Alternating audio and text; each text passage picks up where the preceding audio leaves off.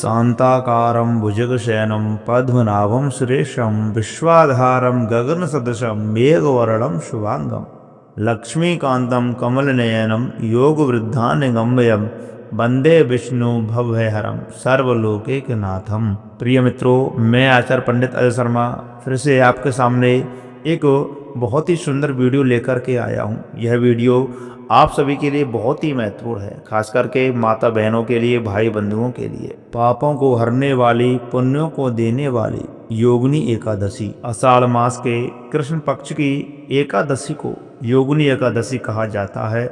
यह व्रत साल भर की सभी एकादशियों में से एक अत्यंत पुण्यदायी और मोक्षदायिनी मानी जाती है। इस एकादशी व्रत को धारण करने की विशेष विशेषता है।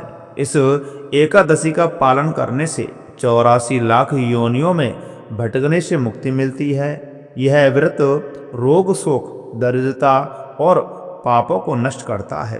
प्राचीन काल में अलकापुरी का एक माली हेम नामक गंधर्व राजा कुबेर के यहाँ पुष्प चढ़ाता था। एक बार उसने अपनी स्त्री से मिलने के मोह में भगवान शिव की पूजा के लिए फूल समय पर नहीं पहुंचाए। क्रोधित होकर के कुबेर ने उसे श्राप दे दिया कि तू मृत्यु लोक में कोढ़ी हो जा। वह गंधर्व कोढ़ से पीड़ित होकर के भटकने लगा। एक दिन वह मार्कंड ऋषि के आश्रम में जा पहुंचा। ऋषि ने करुणा करके उसे योगिनी एकादशी व्रत करने को कहा। उसने श्रद्धा से यह व्रत किया और उसके सारे पाप नष्ट हो गए। उसे दिव्य स्वरूप, स्वास्थ्य और वैभव फिर से प्राप्त हो गया। यह व्रत कुंडली दोष, पितृदोष और अचानक संकट से भी राहत दिलाता है।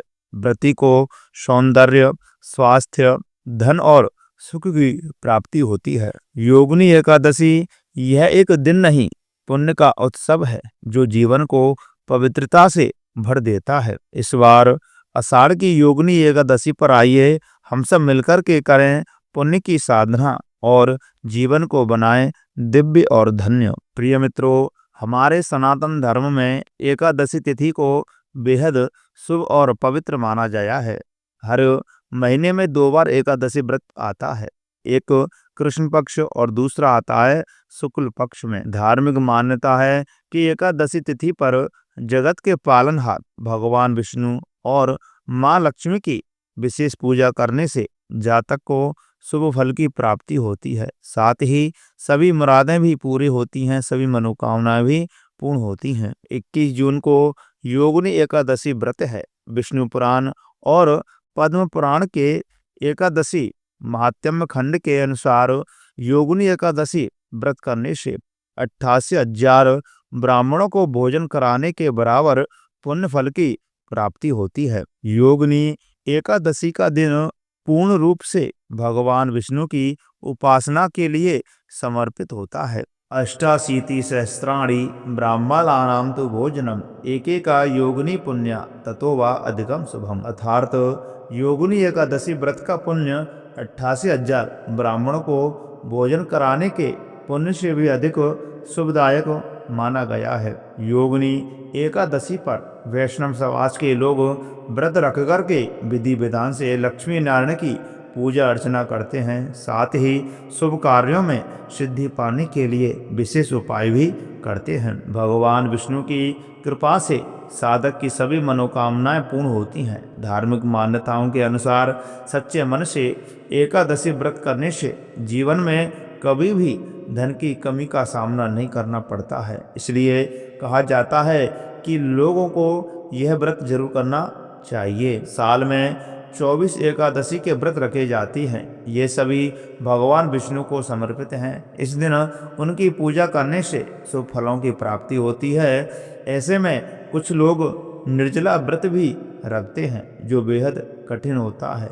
इस दिन को लेकर के मान्यता है कि जो भी एकादशी का व्रत रखता है उस पर भगवान विष्णु के साथ साथ माँ लक्ष्मी की भी कृपा भरपूर बनी रहती है। ऐसे में आषाढ़ माह में आने वाली योगिनी एकादशी का महत्व अधिक बढ़ जाता है। आषाढ़ महीने के कृष्ण पक्ष की एकादशी को योगिनी एकादशी के नाम से जाना जाता है। इस बार 21 जून के दिन यह व्रत रखा जाएगा। मान्यता है कि योगिनी एकादशी के दिन भगवान विष्णु की पूजा अर्चना करने से पापों से मुक्ति मिलती है। प्रिय मित्रों, अब आप जानेंगे योगिनी एकादशी तिथि कब से लेकर कब तक रहेगी।